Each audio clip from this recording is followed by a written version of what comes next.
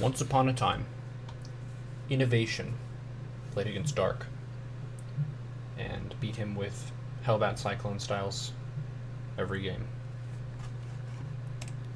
What do we do against this? This potentially is one of the really solid styles that Terran can go for in the current patch that you'll need to understand the best available response to. This balanced patch hasn't been live for very long, but it's important to recognize even in a new balanced patch where things aren't potentially super fair, the important thing to focus on is still wondering what's the best available response to this new style. So my opening is just a hatch gas pool economic build. The Terran side of things is Reaper into Hellion into Hellbat Cyclone. So we'll look at how to read that and how to respond this game. So I made my 4 lings, have my 2 queens, pulling drones away from the Reaper to make sure they don't die. Taking my 3rd hatch nice and early. I can afford that because I pulled off of gas. And coming up to the 4-minute mark is when I want to send in my Overlord to get a good read. I saw a few Hellions here with this Overlord, and these lings are looking directly at them. So usually when you see a couple Hellions on the map, it's good to make a few more Zerglings, just so you have a buffer against Hellions being shoved into your bases. Queens can beat Hellions if the Hellions agree to fight the Queens, but Queens can't chase Hellions very effectively. So having some Speedlings on creep is a nice defensive step. And then, let's see, I think my Overlord flew into the base. Yep, I see 2 factories with reactors on them. This is only really going to be one thing, it's going to be the Hellbat Cyclone. If the opponent were to go just mass Hellion, the same response would work. I would say that's a worse strategy.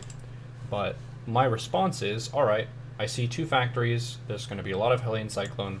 I'm going to take a Roach Warren, and I'm going to take a 3rd gas, refill the gas in my main, and take a gas at the natural. So I'm going up to 3 gases, 2 base mineral saturation, roughly. It's pretty important to understand the economy size of a push and how much economy you can potentially take and defend it. So let's look at the Terran side of things. 2 gas filled in the main, pretty much 1 base saturation. The natural has 10 SCVs at it and a couple mules, and a gas that is not filled yet. So if you're thinking about a timing that's coming at you, usually you can defend equal or greater worker count.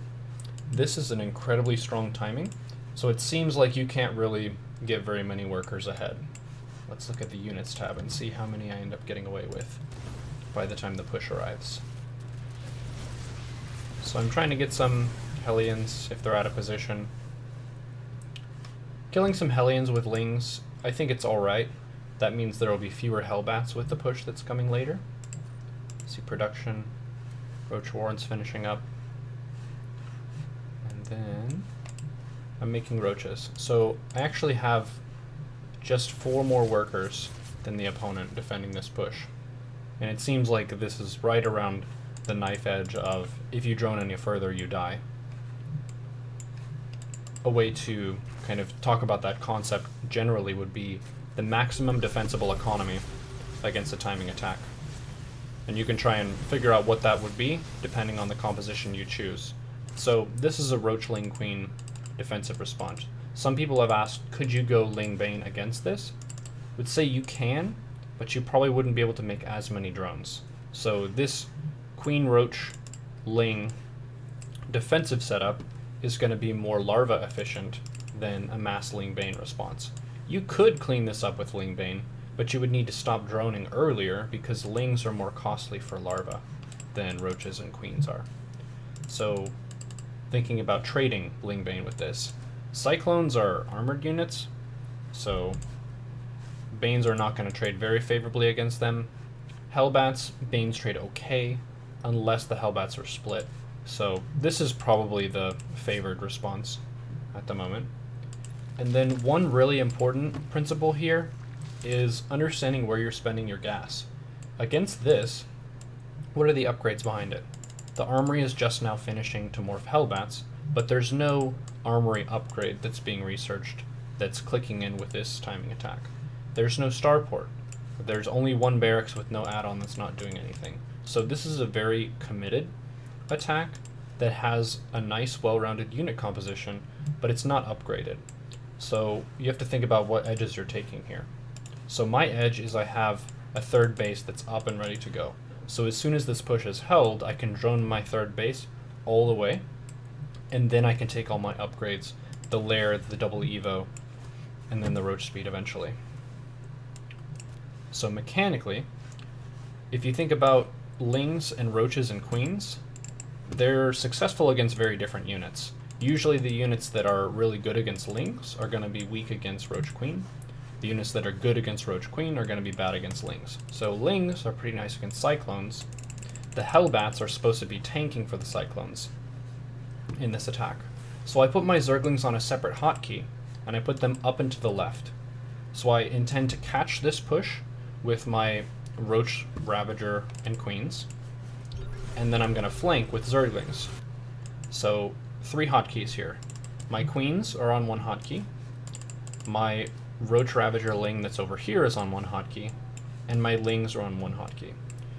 You probably don't need to do 3 separate hotkeys at most leagues of play, but the reason that I think it's pretty important is because the flank allows you to get more of us around easily.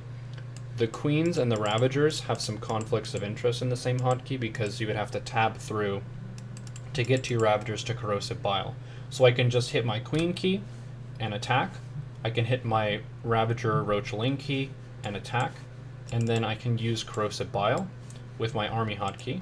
I can go back to my queen hotkey and transfuse as I need to, and then I have my lings that are flanking from the back. So we'll look at this engagement slowed down a little bit. So queen transfuses. Queens are very low DPS, but they're very tanky, so it's pretty nice to have them on the front line, absorbing a lot of the damage. You want to make sure your ravagers are protected. I was pretty late connecting with these lings. That could have come sooner. But then now, we see I'm slightly fewer workers, but I can make 10 drones. I actually started making the drones during the fight because I knew I was going to be able to defend.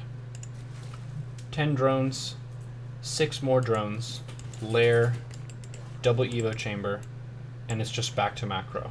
We're kind of in a macro race now of the first engagement took place, and now I'm trying to leverage my advantage of having the earlier third base that was up and running. The Terran is starting their third base, but they're going to be super far behind in income for quite a while. I guess that's not super far. Because mules. Overlord speed is a nice way to continue to get reads. One of the things that you want to figure out when you're against this style is when are they going to transition into siege tanks? Because siege tanks are really good against Roach Ravager, and you want to think about when do you want to transition into Muta or Hive Tech or something else. If they stay on the Hellbat Cyclone for a long time, then you can just max out with Roach Ravager and kill them, pretty much. So I'm saturating my bases. I have 64 workers now to the opponent's 49. Should be injecting as tightly as possible. Roach speed, ranged attack upgrade, and carapace. A nice accent on this situation is going for a ling drop at the natural. The reason I did this is it kind of sets the opponent off balance and forces them to divide their forces and put some defense over here. My Roach Ravager is protecting my third base. It's really important to get creep spread on the other side of grass so you don't die to those Hellion drive-by. So ling drop is happening, and then now I can pretty much just go with my Roach Ravager. This is going to draw the opponent's attention over here, and they're going to be more just scared and have to divide their forces between this natural and this third, or get punished for not doing that.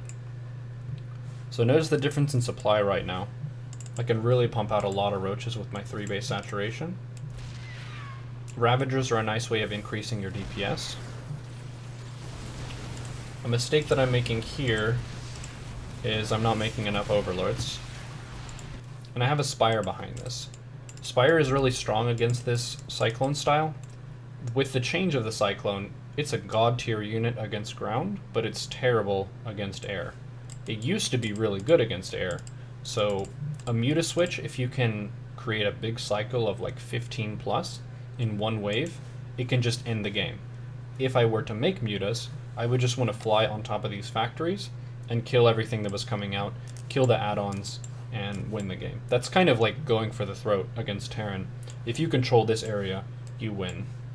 Killing workers is nice, that's a way to create a lead, but this is the way that you kill the Terran player. So this attack is hitting right as the siege tank transition is happening. I killed 2 tanks here, and then I just want to shove up and get on top of the production and kill everything. And then I can put these lings in the opponent's worker line again. Taking a 4th base, why not take a gold? It's fairly common that there will be a attack on your side of the map with some Hellions, so you can just pull the roaches that are coming out. It's important not to pull your whole army back for just a few Hellions. That's one of the main limitations of the select all army hotkey, is if you get in the habit of either using your main army hotkey all the time or select all army, you really get punished hard for just these light counterattacks, where 3 roaches would beat this for sure with upgrades. So I can just wait until these roaches come out and then box them and fight this, rather than like selecting my army and pulling it back home. Whoops. Got him. So that's a pretty straightforward way of facing this style. Again, if they did better with the first attack or did better defending the second attack, Muta switch is an option. I would want to be taking the extractors here, as this base is probably right around here, like 70% or so, and then filling them as soon as I can. That way I'll be able to have even more Mutas. The bigger the Muta switch, the better, and then going for this production area. Another option that Dark was doing against this was tunnel roaches, something to try out. And then getting into Hydras and Vipers is a really good kind of mid-late composition against Terran. And then Broodlord. Broodlord, Hydra, Queen, Viper. Maybe with some Infestors.